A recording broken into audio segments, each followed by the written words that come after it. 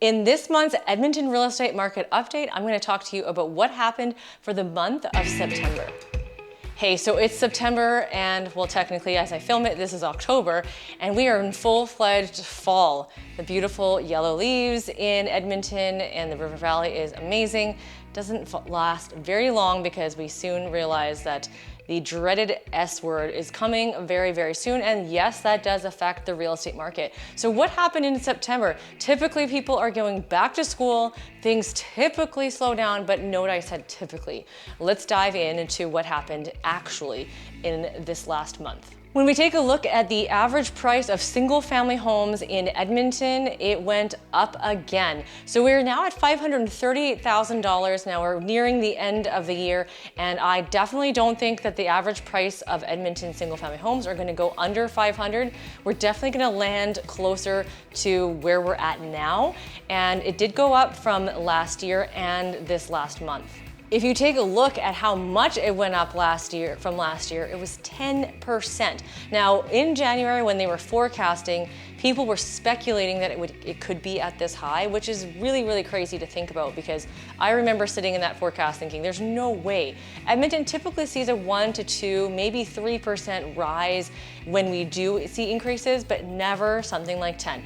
Earlier this year, I thought we would land at 7 to 8%, and with only a few months left to go, the 10% looks like it's going to be really close to that number in terms of what the average price in Edmonton is. And now this affects you as a home buyer because if you were looking last year at this time, 10% lower is what you would have been paying, and now it is 10% higher on average.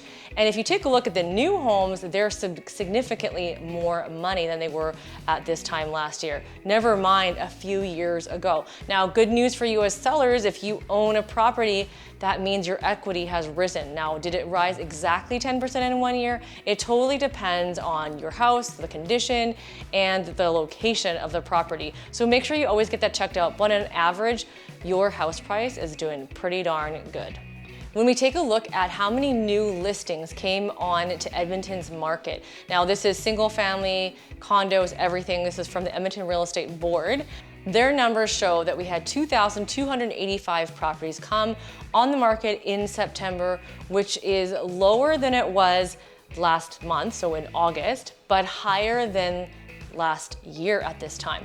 We have had 6.3% more listings, new listings, in the month of September than we did the year before.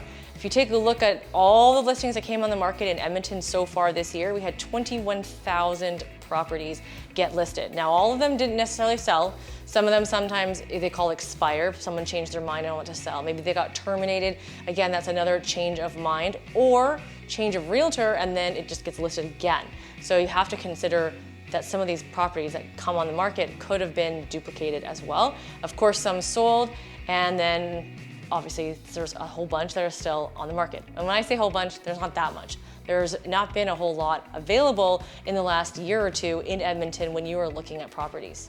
Currently, right now in September, there was 4,191 properties available for sale. So you can see, obviously, of the 21,000, 4,100, just over, is the amount that are active listings, and that's for all real estate properties in Edmonton.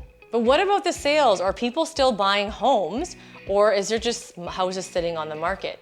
Now, people are definitely buying homes, and I mentioned earlier that typically September is starting to get slower, but it hasn't completely slowed down like it normally does. It's still definitely moving, but there's definitely a lot less sales than there were from August. In September, we saw 1,544 properties sell, which is 13% less than in August. And then year over year, so from last year at this time, we still saw more this year sell. We saw 8% more homes sell in September than we did last September. And the total number of sales so far this year is 16,000. So of the 21,000 listings that went on the market, we saw 16,000, which means from that 4,184 or something just under 4,200, do the math. That means if you add up the 16,000 and the 4,184 and the 21,000, they've almost all sold. There was a very small margin that did not sell, probably about 1,000-ish or so. And when it comes to how quickly properties sell in Edmonton, take a look at the average days on market. We are lower than we were last year at 36 versus 42 for the average single family detached homes. And 36 is pretty good number. That's like less than just over a month to sell a property.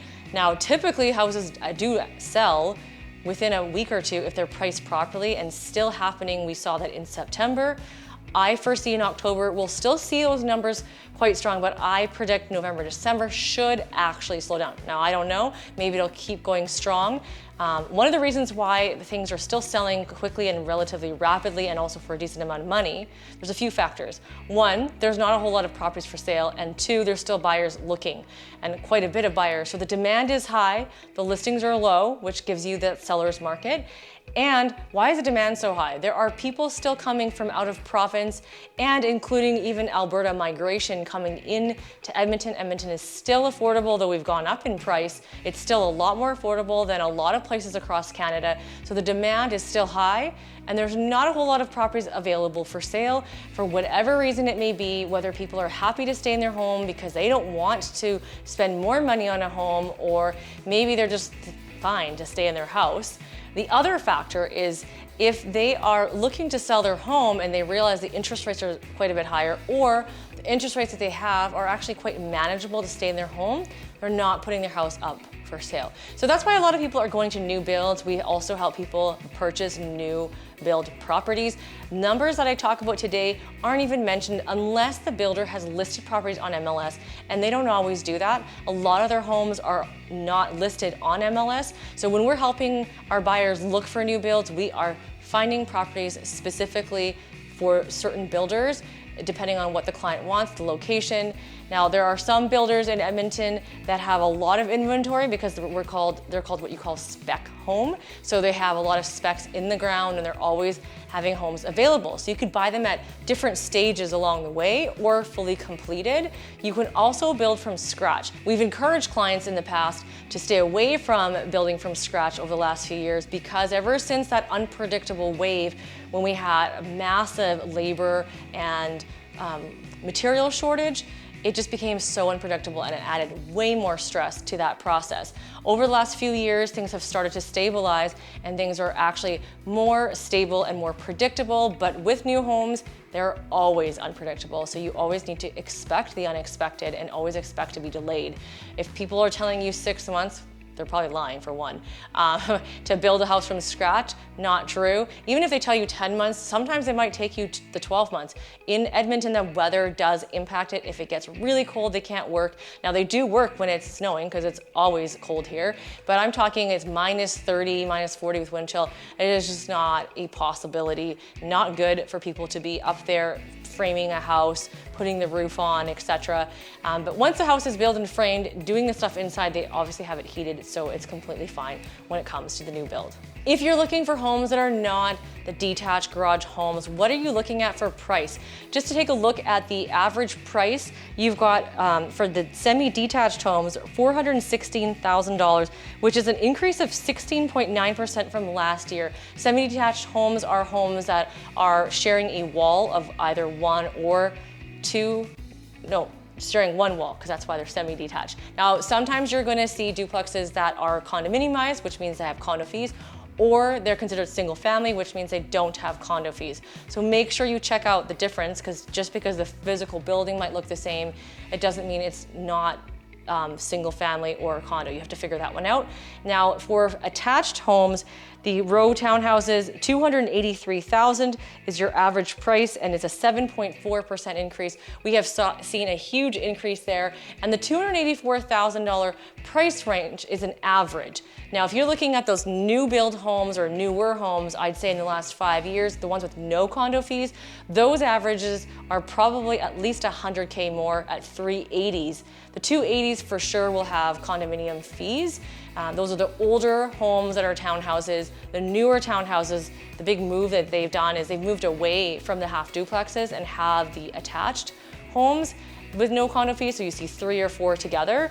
Those ones are definitely a lot higher in price than they've used to be. So just make sure you check out that specific detail. So if you're thinking about selling or buying for next year, this market is still really important for you to pay attention to. If you're selling for next year, you might want to grab those outdoor pictures before the snow starts to fall, so you have some decent pictures, especially if your yard is something to be seen, because in the snow it takes a long time, for one, to melt it all and to also look green.